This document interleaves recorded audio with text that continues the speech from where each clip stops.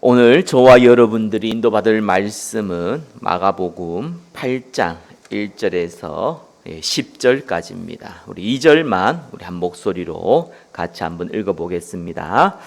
내가 무리를 불쌍히 여기노라. 그들이 나와 함께 있은지 이미 사흘이 지났으나 먹을 것이 없도다. 아멘. 불쌍히 여기는 마음은 기적을 만듭니다. 라는 제목으로 말씀 증가하겠습니다. 자, 마가복음 8장 1절에서 10절, 요 본문은 떡 7개와 물고기 2마리로 4,000명을 먹인 사건입니다. 자, 마가복음 6장에는 오병이의 기적이 일어났죠. 물고기 2마리, 보리떡 5개로 5,000명을 먹인 기적이었습니다. 자, 오늘 본문은 7병이어죠. 빵이 2개 더 늘어났는데 아무튼 4,000명을 먹이고 남겼다라는 것이죠. 차이점이 있다면은 숫자가 차이가 좀 있는데 마가복음 6장에는 유대인들이 그 대상이었습니다. 갈릴리에서 일어났죠. 자, 마가복음 8장은요, 이방인 대상입니다. 자, 중요한 것은 5,000명을 먹였냐, 4,000명을 먹였냐. 자, 이 기적을 통해서 예수님이 알려주고자 하는 것은 몇 명을 먹였냐, 기적이 일어났냐, 안 났냐, 그 얘기는 아니지요. 자, 결론적으로 말한다면 제목이 있는 그대로 불쌍히 여기는 마음은 기적을 만들어낸다라는 것을 예수님께서 사실 제자들에게 알려주고자 하는 것입니다. 자, 이거는요, 세상 사람들이 말하는 휴머니즘 같은, 저 사람 좀 안 됐다, 저 사람 너무 불쌍하다, 이런 마음이 아닙니다. 그죠? 하나님을 만나지 못해서 영육 간에 고통당하는 것을 보고 느껴지는 마음의 고통을 말합니다. 마태복음 9장 36절에 예수님께서 불쌍히 여길 때에 목자 없는 양과 같이 고생하며 기진함이라 라고 나와 있듯이, 여기에서 어원이 스플랑크 니조마이라는 단어입니다. 불쌍히 여긴다, 옛날엔 국률이 여긴다, 같은 단어죠. 이제 바뀐 성경에서는 불쌍히 여긴다 이렇게 나옵니다. 요 불쌍히 여긴다, 이 스플랑크 니조마이라는 단어는요, 몇 번 말씀드렸지만 창자가 끊어지는 고통을 얘기합니다. 저 사람을 향해서 안타까워서 내 창자가 꼬이는 상태, 그러한 고통을 얘기합니다. 휴머니즘이 아니라 예수 그리스도를 알지 못해서 고통당하는 모습을 보면서 내 마음의 창자가 끊어지는 고통을 얘기하는 것이죠. 자, 오늘 말씀을 통해서 예수님이 보여주신 불쌍히 여기는 마음, 그 마음이 어떤 것인지, 저와 여러분들이 예수님이 가지고 계신 이 불쌍히 여기는 마음을 또 우리는 어떻게 가질 수 있는지 말씀을 통해서 확인하시고 체험하시기를 예수 그리스도 이름으로 축원합니다. 자, 첫 번째 보겠습니다. 예수님께서 제자들에게 불쌍히 여기는 마음을 가지도록 현장을 보여주셨습니다. 성경에서 말하는 불쌍히 여기는 마음은 어떻게 가질 수 있습니까? 하나님이 저와 여러분에게 대부분 사람들에게 동일하게 쓰는 방법이 하나 있죠. 거기 직접 본인이 경험하도록 하는 겁니다. 이스라엘이 애굽에 이제 종생활했습니다. 출애굽했죠. 출애굽기 22장 21절에 보니까 너는 이방 나그네를 압제하지 말며 그들을 학대하지 말라. 너희도 애굽 땅에서 이미 노예 생활을 했고 나그네 생활을 했지요. 그러니까 나그네 같은 지금 같으면은 잠깐 친구 집에 들르는 그런 나그네가 아니죠, 그죠? 홈리스입니다. 말 그대로 이제 집도 돌도 없는 사람들이죠. 그런 사람들을 박해하지 말라. 무시하지 말라, 학대하지 말라. 왜? 너희도 그래 살았지 않느냐. 저 개인적으로도 영적으로 좀 고통 당해 본 적이 있고요. 또 제 자녀 때문에 이 장애로 인해서 겪는 부모의 고통 이런 것도 경험했습니다. 여기 있는 분들도 뭐 이 모양 저 모양으로 예수 그리스도를 하나님이 알게 하기 위해서 여러 가지 고통을 당하셨죠. 그래서 그 과정을 통해서 예수님을 믿거나 또 믿음에 대한 확신이 커지는 경우가 굉장히 많습니다. 어떤 사람 질병을 통해서, 어떤 사람 정신병을 통해서, 어떤 사람 마음의 고통을 통해서.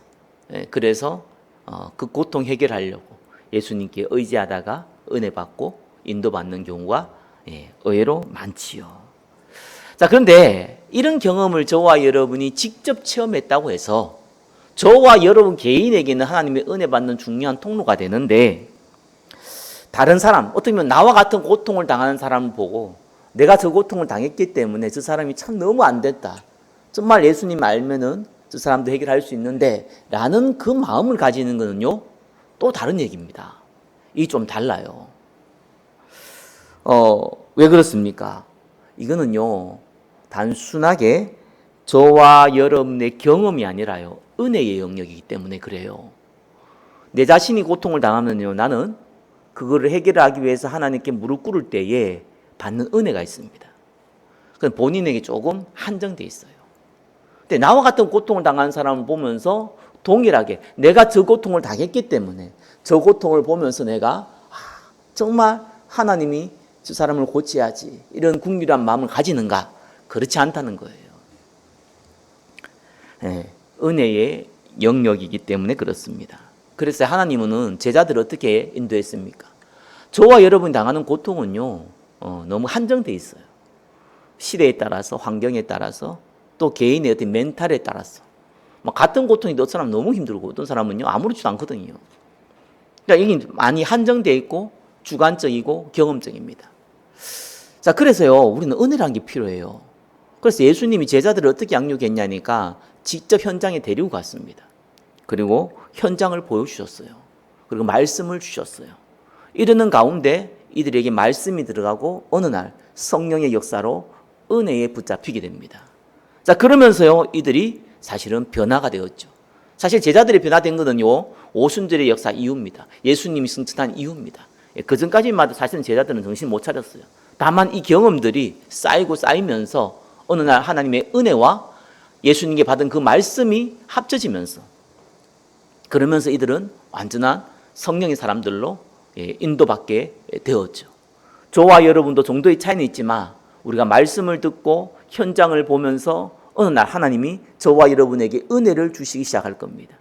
그러면 그때는 저와 여러분도 완전히 성령에 잡힌 사람으로 살아갈 수 있습니다. 그 은혜가 있기를 예수 그리스도 이름으로 축원합니다. 자, 오늘 본문도 마찬가지죠. 예수님이 칠병이의 기적을 베풀기 전에 하신 말씀이 무엇입니까? 1절에 뭐라 나왔습니까? 그 무렵에 또 큰 무리가 있어 먹을 것이 없는지라 예수께서 제자들에게 불러 이르시되 내가 무리를 불쌍히 여기노라. 스플랑크 니주마이 이렇게 했습니다. 창자가 끊어지는 고통. 내가 이들을 보니까 내 창자, 내 마음의 창자가 끊어질 만큼 고통스럽다. 과연 이들이 먹을 것이 없어가지고 예수님께서 이 고통을 느꼈냐? 그 말은 아니죠. 자, 이 단어가요, 이 스플랑크 니조마이라는 단어가요, 이 복음서에 12번이 나옵니다. 근데 이제 뭐 누가복음 10장 33절에 그때 선한 사마리아 그 비유 있죠. 또 이 탕자 비유 있죠. 거기에서 불쌍히 여긴다라는 단어는 동일하게 썼는데 요거는 그냥 예화를 들 때 쓴 단어고요. 나머지 10개는 사실은 모든 사건에 기적의 역사가 일어났습니다. 자, 중요한 거는 왜 예수님께서 이들을 불쌍히 여겼냐라는 것이죠. 그죠? 이 휴머니즘 마음이 아닙니다. 그죠? 그 MBTI 난 잘 모르거든요. 그래서 한번 찾아봤어요. MBTI가 뭔지. 제 나이 때도 MBTI 이런 거 안 쓰기 때문에 근데 워낙 사람들이 많이 써서 예전에 한번 들었는데 까먹어가지고 한번 찾아봤어요. 그 이제 뭐 한 4가지 성향이 나오는데 특별히 이제 그 판단하는 어떤 걸 보고 판단하는 성격이 있죠. 그게 이제 T와 F로 나눠지더라고요. T는 사고, 논리적 사고예요. F는 감정적 사고입니다. 야, 니는 보니까 T다, T. 니는 보니까 F다. 뭐 이런 얘기를 간혹 하죠. 아무래도 F 같은 경우는 공감, 어떤 환경에 대한 어떤 관계, 공감적인 사고, 감성적인 사고를 가진 사람들을 보고 F라고 합니다. 그러나 그거 보고 이제 논리적으로 앞뒤 좌우를 그냥 살피는 거 보고 이렇게 T다 이렇게 표현을 하더라고요. 그러니까 영화를 보면 이렇게 많이 성격이 잘 보여요. 이 사람 F가 강한지 T가 강한지. 같은 영화를 보는데 어떤 사람은요 눈물을 흘리고 어떤 사람은요 이렇게 해서 이렇게 됐구나 이해를 하려는 이해하는 사람이 있습니다. 그 최근에 그 왕가 사는 남자 있잖아요, 그죠? 단종구 죽는 그거.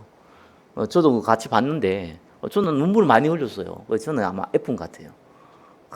이런 상황들, 이런 환경들, 이렇게 해서 뭐 슬픈 일들 이러고 하면 눈물이 나오더라고요.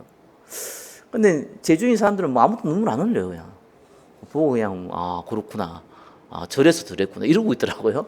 그래서 같이 가신 분들은 대부분 T 성향이구나. 나는 좀 F 성향이구나. 뭐 이럽니다, 그죠? 자, 이 F 성향이 가진 사람들이 사실은 휴머니즘 성향이 강해요. 이 F 성향이 감성적인 사람이죠. 그러면 이 F 성향 가진 사람이 긍휼히 여긴 마음을 가지는 겁니까? 성경에서는 그렇지 않죠. 왜냐하면 이유가 다르기 때문에 그래요.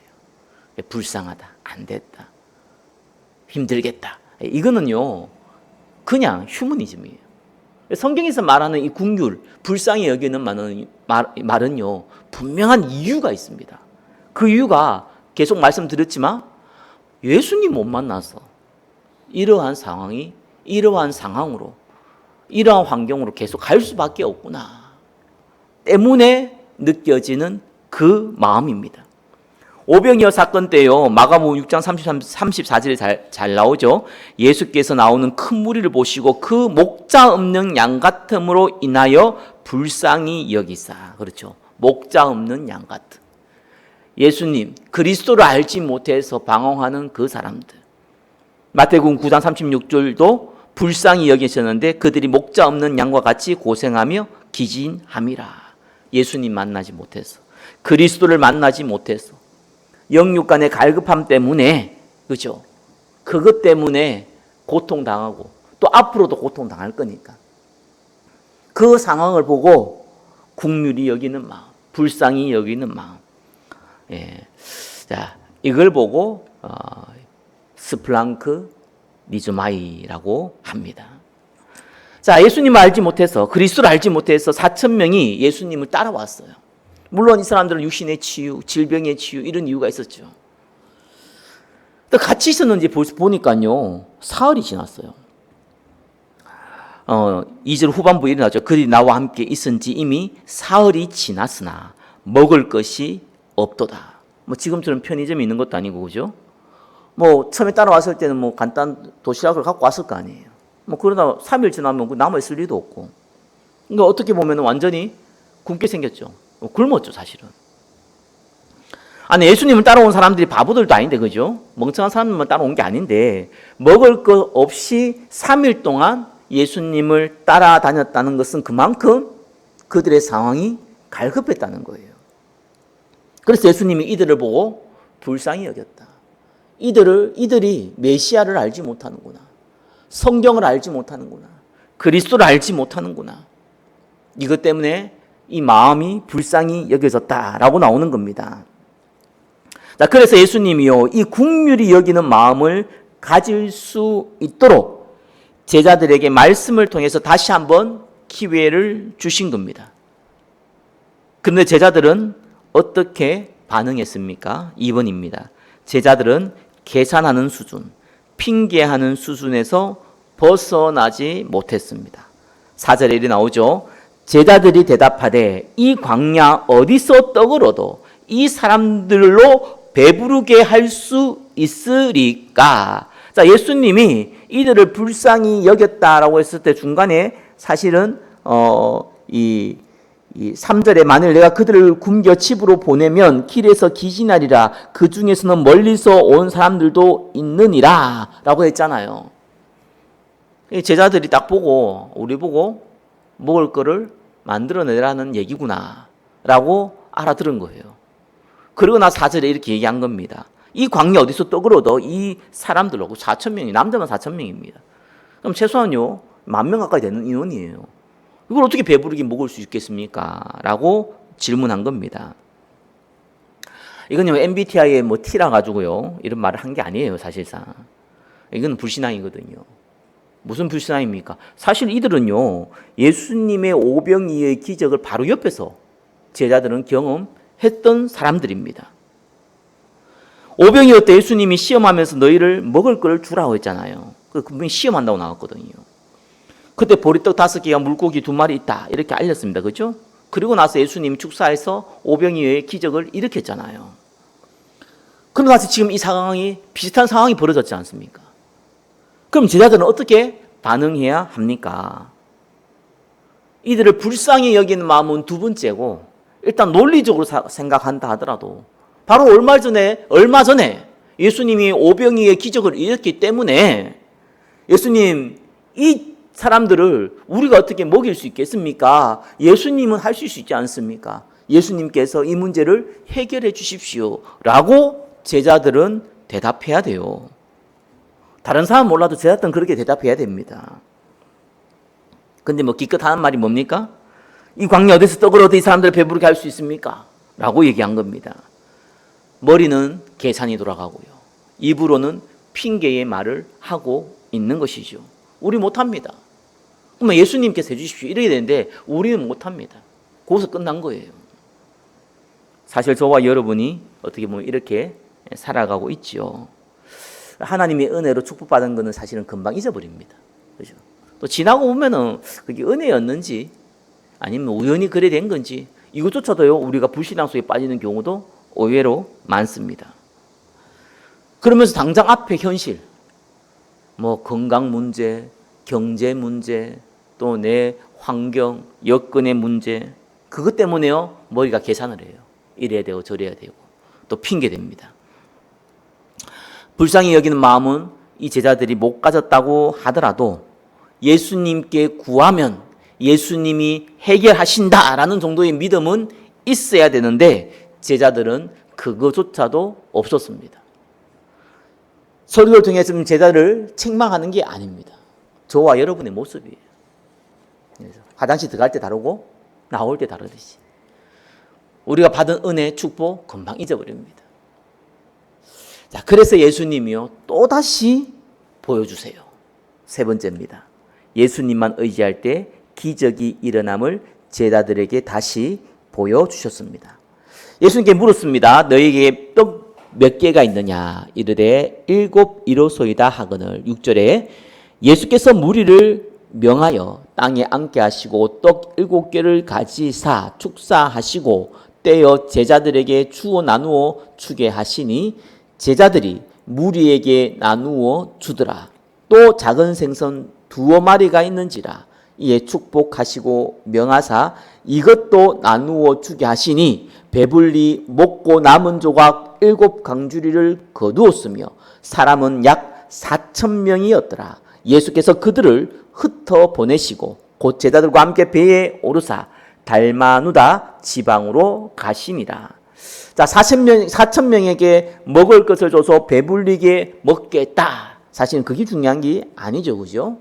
제자들이 이들을 보고 긍휼히 여기는 마음을 가진다고 하면은 하나님의 기적을 제자들 통해서 일어났을 것인데, 그거를 깨닫게 하는 것이 예수님의 이 가르침이라는 겁니다. 왜 예수님께서 이러한 현장을 제자들에게 보여주고 기적을 베푸셨습니까? 예수 그리스도를 만나지 못해서 벌어지는 모든 일에 대해서 불쌍한 마음을 가지게 된다면은 하나님이 어떻게 한다고요? 해결하신다. 그래서 뭐 부부도 그러잖아요. 부부가 되면은 부부가 되기 전에는 서로가 서로를 바라보게 한다. 바라본다 하잖아요. 나 부부가 된 이후 지속적으로 건전한 또 건강한 이 부부의 그 인생을 살아가려면은 어떻게 돼야 됩니까? 교회도 마찬가지거든요. 어떻게 됩니까? 같은 곳을 바라봐야 돼요. 그리고 뭐 세상 사람도 알고 있는 얘기예요. 우리는 같은 곳을 바라봐야 됩니다. 그걸 보고 사명이라고 하죠. 저와 여러분들이 이 예수님이 여기는 그 긍휼의 마음, 그 마음이 있으면은 사실상 어떤 일입니까? 예수님이 해결하세요. 그리고 그 마음을 가지고 몸부림치면은 답이 나오게 됩니다. 마음이 있으면요 힘을 얻게 되고요, 힘을 얻으면은요 길이 보이기 때문에 그렇습니다. 그래서 진짜 간절한 마음이 있으면은 일이 돼요. 불신자도 돼요. 그러나 저와 여러분들은요 세상이 말하는 간절함, 나의 간절함이 아니잖아요. 하나님의 간절한 마음을 우리가 갖게 된다면은 반드시 응답은 따라오는 것입니다. 잠언서 4장 23절에 모든 지킬 만한 것 중에 더욱 내 마음을 지키라. 생명의 근원이 이에서 남이니라 그랬습니다. 내 마음을 지키는 것이 마음에서 뭐가 납니까? 생명의 근원. 여기 생명의 근원 창조의 말이 아니고 힘을 얘기합니다. 영적 힘. 영적인 힘이 어디서 나옵니까? 저와 여러분의 마음에서요. 힘의 근원은요 마음에서 나오는 거예요. 그죠? 이 마음에 어떤 마음을 갖고 있냐에 따라서 모든 것이 좌지우지가 되죠. 하나님의 능력이 나타나고 안 나타나고는 하나님이 주시는 마음을 가지고 있느냐, 세상의 마음을 가지고 있느냐, 거기에서 차이가 나는 것입니다. 그래서 마음이 흔들리면은 다 흔들리잖아요. 마음이 굳건하면은 인생도 굳건한 것입니다. 저와 여러분들이 예수님의 마음을 본받아야 되는 것이죠. 예수님의 마음을 따르지 않고 하는 행동은 사실은 일시적입니다. 그래서 예수님 마음 중에는 대표적인 것이 뭐라고요? 불쌍히 여기는 마음, 긍휼히 여기는 마음. 우리가 왜 구원받았습니까? 예수님 십자가에서 죽으셨잖아요. 왜 죽으셨습니까? 우리를 긍휼히 여겼어. 우리를 불쌍히 여겼어. 그래서 예수님이 가지고 있는 이 긍휼한 마음, 예수님이 가지고 있는 이 불쌍히 여긴 마음을 받을 때 우리의 영적 상태가, 우리의 영육간의 상태가 최고의 상태가 되는 것입니다. 자, 그러면은 어떻게 하면은 우리가 예수님이 말씀하고 계신 이 긍휼히 여기는, 불쌍히 여기는 마음을 가질 수 있습니까? 여기에 대한 답을 우리가 결론으로 딱 붙잡고 가야 됩니다. 자, 예수님께서 제자들에게 알려주고자 하는 것은 너희들이 불쌍히 여기는 마음, 예수님을 알지 못했기 때문에 영육간의 고통을 당했고 앞으로 다 당할 것이다 라는 그것을 알기 때문에 가질 수밖에 없는 이 창자가 끊어지는 이 불쌍히 여기는 마음, 그것을 제자들이 갖기를 원했고 또 현장을 보여주면서 보여주셨습니다. 그러면은 적용한다면은 저와 여러분들은 그 마음을 가져야 되잖아요. 어떻게 얻을 수 있습니까? 그걸 알아야겠죠. 사실은 성경에 보면은요, 우리가 노력한다고 되는 거 아닙니다. 아는 것과 가진 건 달라요.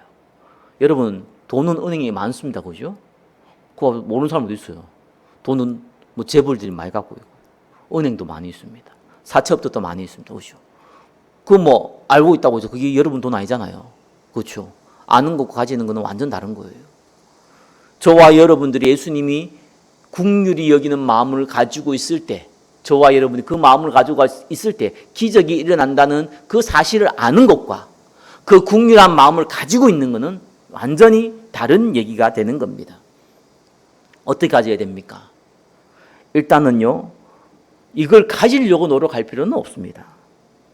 그래서 우리가 하나님 말씀을요 계속 묵상하고 집중할 때에 그와 함께 하나님이 보여주시는 현장이 있습니다. 우리가 말씀과 기도에 집중 안 하는데 그때에 우리가 가지고 있는 가정과 직장과 사업과 만남의 현장이 있잖아요. 다 지나갑니다. 그 현장이요, 고통이면 고통이고요, 슬픔이면 슬픔이고요, 아픔이면 아픔이에요. 그걸로 끝납니다. 불신자도 그 감정 다 느끼고 다 봅니다. 근데 우리가 하나님의 말씀과 은혜 속에서 집중하고 있을 때 우리가 하나님이 저와 여러분에게 보여주시는 현장이 있습니다. 그게 접목되어지면은요, 그때 우리가 하나님의 은혜를 얻게 됩니다. 모든 문제는 어디서 옵니까? 하나님 떠나서 오잖아요. 하나님 못 만나서 오잖아요. 하나님 만난 사람의 모든 문제는 뭡니까? 하나님께 집중하지 못해서, 은혜 받지 못해서 오잖아요. 그거를 지식으로 알고 있는 것이 아니라 내 영혼에서 솟아나게 되는 것입니다. 대부분 사람들은 뭐 예수님 사람 마찬가지예요. 다 모든 문제 보면서요. 아, 저거 돈이 없어서 오는 거예요. 이럽니다. 맞는 말이죠. 돈 있으면 해결될 거 많은데 돈 있으면 99% 해결되잖아요. 돈이 없어서 온다고 생각합니다. 영안이 완전히 캄캄한 거죠. 돈이 없어서 오는 문제가 아닙니다. 이 세상의 모든 문제는요, 하나님 떠나서 오는 문제입니다. 돈도 하나님 필요하면 가져가시고 필요하면 주시는 겁니다. 월드비전 그거 들어봤죠? 간혹시 저기 완정역으로 가다 보면요, 그것도 나와요. 월드비전에서 그 후원 좀 하라고. 기아 뭐 저기 가난한 사람들 뭐 전쟁으로 고통당하는 아이들 그들 위해서 후원하라고 뭐 처음에 뭐 스티커 붙이고 뭐 이름 적으라고 뭐 그러고 나서부터 이제 후원 계좌들 좀 하라고 하고 그럽니다. 전 세계 구제 단체 중에서는요 최고로 큰 NGO 단체예요. 그 창시자가요 밥 피어스입니다. 나는 이름은 뒤에 피어스 내가 자꾸 까먹는데 앞에 밥은 안 까먹어요. 한국말로 밥이잖아요. 먹을 거잖아요. 밥 피어스예요. 뭐 돌아가셨죠. 뭐 1978년에 돌아가셨으니까 뭐 오래된 사람입니다. 이 사람이 어떻게 해서 월드비전을 만들었느냐 한번 찾아봤는데요. 이 사람이 목사예요. 그래서 이 사람이 중국 선교 갔습니다. 중국 선교 가서 프레드릭스라는 그 학교 뭐 이 여자 선교사죠. 여자 선교사면서 학교를 세워서 학교에 이 기숙사를 담당하는 기숙사 담당 학생들을 가르치는 교장이었어요. 근데 이제 바피어스가 선교사로 가니까 이 프레드릭스 이 여자 선교사가요 자기 학교에 초대한 거예요. 설교를 요청했습니다. 그래서 학교에서 예배를 드립니다. 이때 예수 믿게 된 한 아이가 있습니다. 화이란이라는 중국 여자입니다. 이 아이가 바피어스가 하는 설교를 듣고 감동을 받아서 예수를 믿게 된 거예요. 얼마나 좋은 일입니까? 그래서 막 사람들 칭찬하고 막 그래 된 거예요. 근데 이 애가 쫓겨나 버렸어요, 집에서. 그것도 엄청 두드려 맞고 쫓겨났어요. 예수 믿다는 그 이유 하나만으로. 그래서 이제 바피어스를 찾아오게 된 겁니다. 바피어스가 이제 여자 선교사한테 얘기한 거죠. 프레드릭스 선교사한테. 이 아이 당신이 좀 책임져 달라. 할 수 있지 않겠냐. 그러니까 이 프레드릭스 여자 선교사가 뭐라고 그랬냐니까 나는 이 아이를 살릴 돈이 없다. 그래서 이 아이는 누군가의 도움을 받지 아니하면 길거리에서 굶어 죽게 될 것이다. 이렇게 얘기한 거예요. 바피어스가 너무 황당해가지고 애하고 집에서 잠깐 밥 한 끼 먹으면 되지 그걸 못하냐고 막. 그래서 이 여자 선교사가 바피어스를 데리고 자기가 머물고 있는 기숙사를 데리고 간 거예요. 뭐 몇 평 되지도 않는 그 집에서 100여 명의 아이들이 있는 거예요. 그러니까 누울 짤 데도 없어. 바피어스가 그걸 보고 충격을 받은 겁니다. 할 수 있는 게 아무것도 없잖아요. 그래서 자기 주문에 있는 거 다 털어가지고 주고, 보죠. 자기가 돌아가면은 후원하겠다고 약속하고. 그 여자아이 한 명을 못 살린다는 것이 아니었다는 거예요. 너무 많은 아이들이 지금 쫓겨나가지고 오갈 데 없어가 자기가 돌보고 있는데 그 한 명을 추구하는 것이 그렇게 간단한 일이 아니었다는 것을 바피어스 목사가 알게 된 겁니다. 그래서 막 후원을 하고 있는데 그때 이제 한국에서 전쟁이 일어났잖아요. 6.25 전쟁. 수많은 고아들이 나오고요. 수많은 미망인들이 나오기 시작했습니다. 바피어스 목사가 한국으로 왔어요. 이거 황당하거든요. 중국에서 봤던 그 뭐 쫓겨나가지고 뭐 이거하고는 차원이 다르거든요.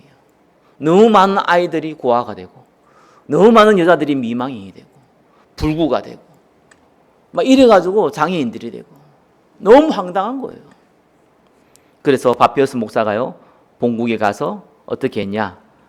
오레곤주 포틀랜드에서 월드 비전이라는 것을 만들었어요. 그래서 한국에 후원금을 보내기 시작했습니다. 이때 한국에서 함께한 목사가 한경직 목사입니다. 영락교회죠. 뭐 지금 많이 변질됐어요. 그래서 이 월드비전이요 많이 어느 정도 번지됐냐니까 뭐 천주교 불교 다 안 가리더라고요. 무조건 다 참여시키더라고요. 일단 돈만 내면 다 참여시키고 다 뭐 지부장 다 만들고 하는데 옛날엔 선교사만 있는데 요즘 선교사가 아니고 저 뭐 스님도 지부장 세우고 막 그래요. 많이 변질됐죠, 그죠? 그러나 처음 만들어질 때는요 선교 단체였어요. 이 바피어스 목사가 불쌍한 사람을 돕기 위해서 아는 것이 아니라 이들에게 복음을 전하려 보니까 스스로 노력해서 밥을 먹을 수 있는 상황이 아니라는 거예요. 야, 너희가 스스로 노력해가지고 이 밥벌이를 해라 이런 거지들이 아니라는 거예요. 아예 그렇게 할 수 없는 어린아이와 노인과 장애인들을 대상으로 이들에게 복음 전하기 위해서 시작한 것이 사실은 월드비전이었습니다. 이 사람이 얼마나 기도를 했는지 전 세계에서 가장 큰 이 단체로 만들어 버렸어요.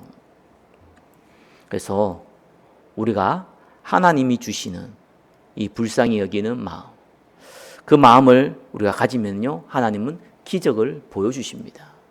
그래서 딱 뭘 해야 되냐? 우리가 하나님 말씀에 집중하시라. 기도에 집중하시라. 그러면서 하나님이 나에게 보여주시는 그 현장을 하나님이 주신 현장인 것을 확인하고 바라보시라. 어느 날 접목이 되기 시작합니다. 이때부터 내 자신을 바라보는 게 아니라 난 돈도 없어.